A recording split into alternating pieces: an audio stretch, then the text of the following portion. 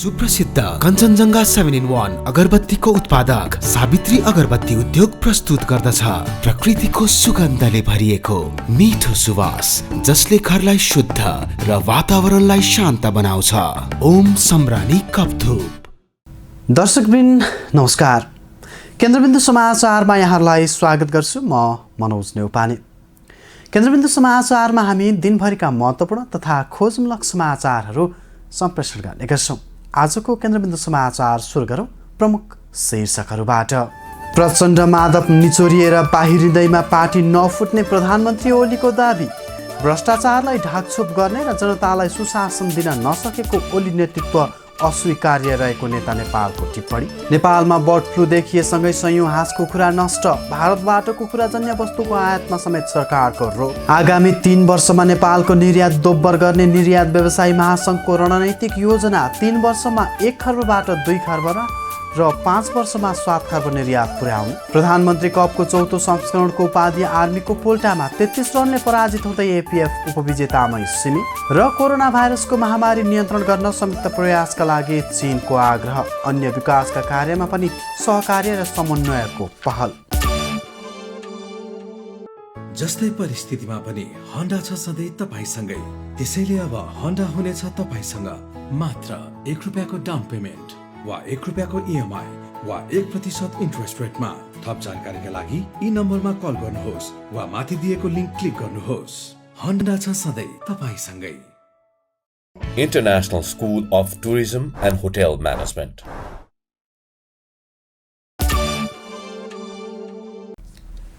अब पूरा समाचार। चिनिया राष्ट्रपति सी जिनपिङले विश्वमा कोभिड-19 जस्तो महामारीको नियन्त्रणका लागि विश्वका सबै देशको संयुक्त प्रयास हुनुपर्ने धारणा अघि सारेका छन्। महामारी कुनै एक देश तथा क्षेत्रको मात्र नभएर विश्वकै समस्याका रूपमा देखिएकाले यसको समाधानका लागि विश्वका नेताहरू एक आपसमा समन्वय गरेर लाग्नुपर्ने धारणा अघि सारेका हुन्। हेरौँ पूरा समाचार। चिनिया राष्ट्रपति सी जिनपिङले विश्वमा कोभिड-19 जस्तो महामारीको नियन्त्रणका लागि विश्वका सबै देशको संयुक्त प्रयास हुनुपर्ने बताएका छन्। उनले शुक्रबार विश्वका नेताहरूको फोन वार्ताका क्रममा महामारी नियन्त्रणका साथै विकासका सम्भावनाहरूको बारेमा थप आदान प्रदान गर्नका लागि विश्वका नेताहरूको संयुक्त प्रयास हुन आवश्यक रहेको बताएका हुन्। राष्ट्रपति सीले हाल विश्वमै रहेको कोरोना भाइरसको यो महामारी कुनै एक देश तथा क्षेत्रको मात्र नभएर विश्वकै समस्याका रूपमा देखिएकाले यसको समाधानका लागि विश्वका नेताहरू एक आपसमा समन्वय गरेर लाग्नुपर्ने बताए। उनले शुक्रबार बोलिभिया, दक्षिण कोरिया, बेलारुसका राष्ट्रपति तथा डोमिनिकन प्रधानमन्त्री सहितका नेताहरूसँग फोन वार्ता गरेका थिए। सो फोन वार्ताका क्रममा राष्ट्रपति सीले महामारीका साथै अन्य विकासका कार्यमा पनि सहकार्य र समन्वय सहितको प्रयासका लागि आग्रह गरेका थिए।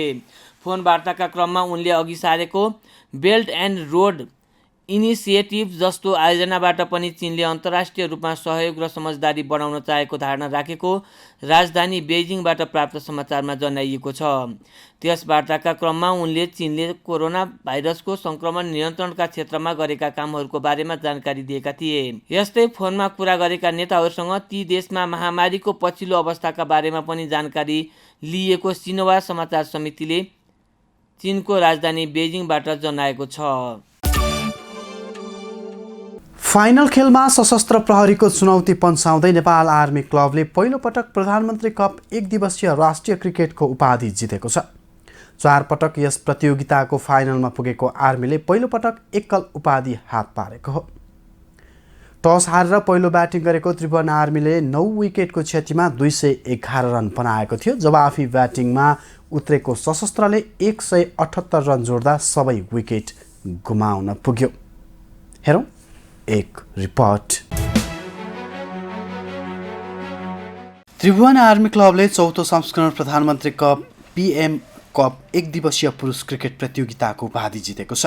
शनिबार भएको रोमाञ्चक फाइनल खेलमा अर्को विभागीय टिम एपीएफ क्लबलाई 33 रनले पराजित गर्दै आर्मी च्याम्पियन बनेको हो। टियु क्रिकेट मैदानमा आर्मीले दिएको 212 रनको लक्ष्यसहित जवाफी ब्याटिङ गरेको एपीएफ 41 ओभर 3 बलमा अल आउट हुँदै 178 रनमा समेटियो।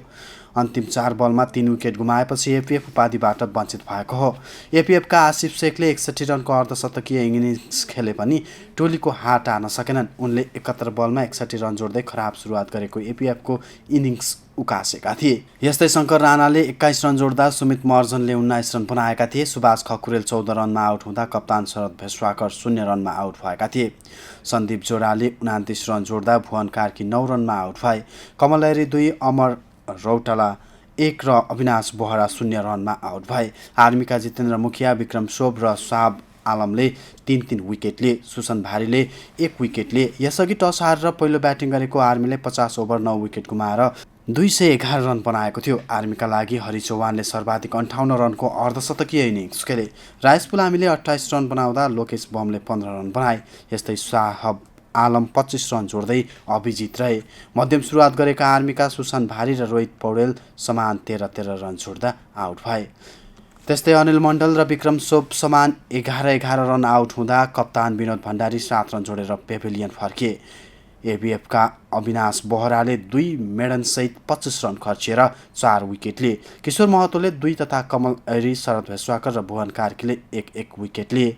उपाधिसँगै आर्मीले 10 लाख प्राप्त गरेको छ भने उपविजेता बनेको एपीएफले 5 लाखमा चित्त बुझाउनु परेको छ।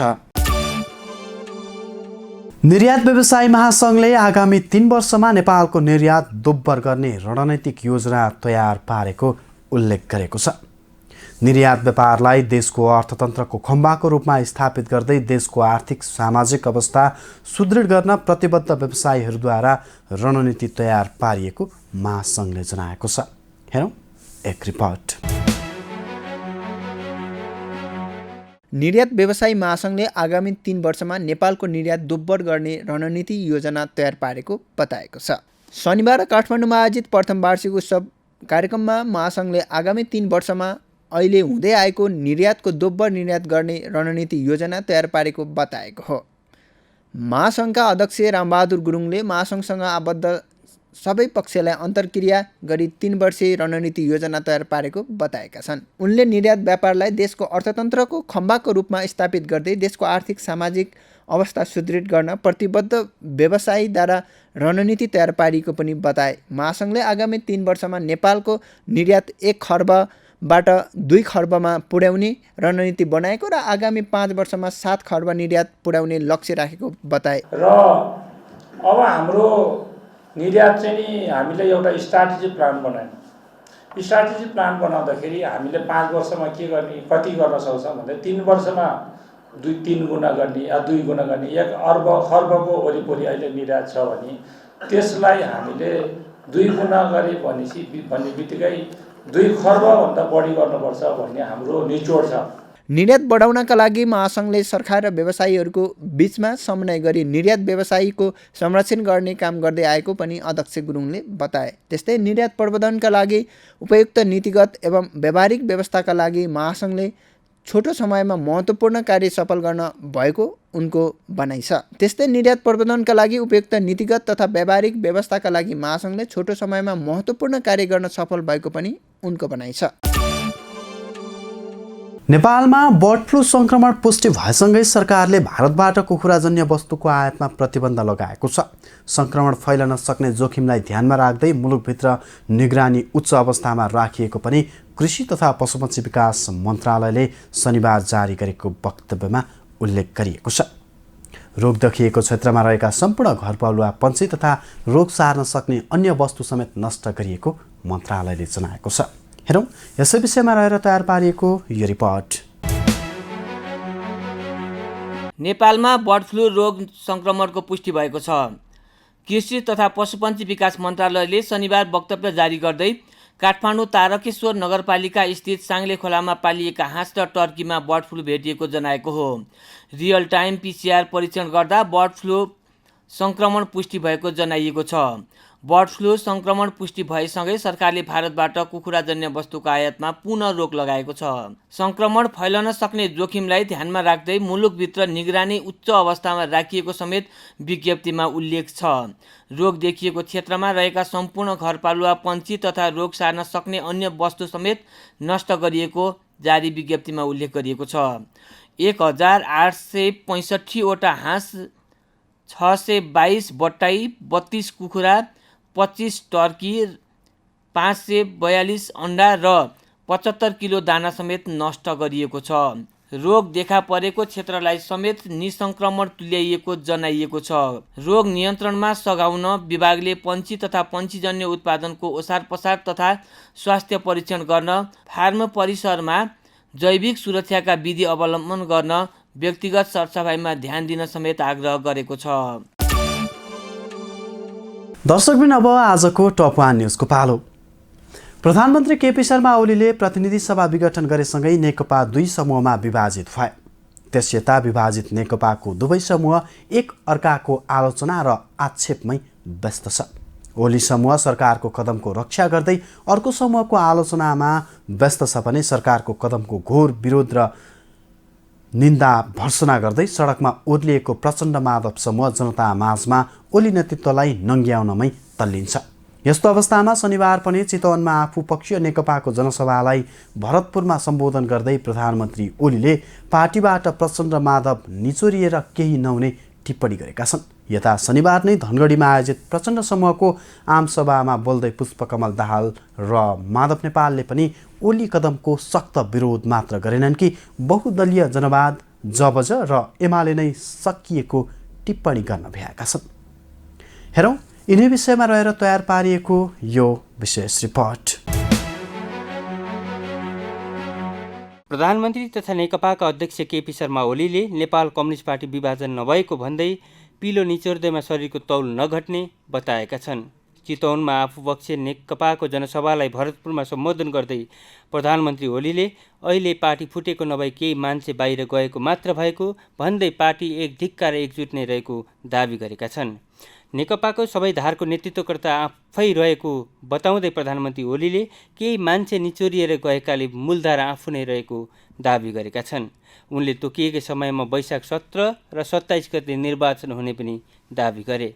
अर्कातर्फ नेपाल कम्युनिस्ट पार्टी नेकपाका वरिष्ठ नेता माधव कुमार नेपालले जनताको बहुदलीय जनवाद जबज र एमाले सकिएको बताएका छन्। धनगढीमा शनिबार आयोजित नेकपा प्रचण्ड समूहको आमसभामा बोल्दै नेता नेपालले एमाले र माओवादी मिले नयाँ पार्टी नेकपा जन्मिएको र अब नेकपा नयाँ विचार र सिद्धान्तका साथ अघि बढेको बताएका छन्। नेता नेपालले प्रधानमन्त्री केपी ओली पूर्व एमाले र जनताको बहुदलीय जनवादको नाम लिएर गफ दिएर हिँडेको आरोप समेत लगाएका छन्। आफूलाई सक्कली एमाले भनेर हिँडिरहेको तर लामो समय पार्टीको नेतृत्व गर्ने माधव नेपाल र झलनाथ खनालभन्दा केपी ओली कसरी असली हुन्छ भन्दै नेता नेपालले जनता सामु प्रश्न समेत गरे। वरिष्ठ नेता नेपालले भ्रष्टाचार ढाकछोप गर्ने र जनतालाई सुशासन दिन नसकेकाले केपी ओली नेतृत्वको सरकारलाई बोकेर हिँड्न नसकेको पनि प्रश्न पारे। यस्तै अध्यक्ष पुष्पकमल दाहालले अझै पनि संसद बोलाएर ओलीलाई कारबाही गर्ने विकल्प रहेको बताएका छन्। धनगढीको विरोध सभालाई सम्बोधन गर्दै दाहालले प्रतिनिधि सभा विघटनको मुद्दा सर्वोच्च अदालतमा विचाराधीन नभएको भए संसद बैठक बोलाएर प्रधानमन्त्री केपी ओलीलाई कारबाही गरिसकेको हुन्थ्यो भन्दै ओलीको कदमको विरोध गरेका छन्। हस्त दर्शकवृन्द, आजका लागि केन्द्रबिन्दु समाचार सकिएको छ। भोलि पुनः यसै समयमा हामी उपस्थित हुने नै छौँ। तबसम्मका लागि बिदा दिनुहोस्। केन्द्रबिन्दु न्युज हेर्दै गर्नुहोला। नमस्कार। कलङ्कीमा अवस्थित नेपालकै पहिलो ठुलो र अत्याधुनिक होलसेल बजार एनबिटिसी सञ्चालनमा कम्प्लेक्समा सम्पूर्ण फेन्सी तथा कस्मेटिक सामानहरू होलसेल मूल्यमा उपलब्ध छन्।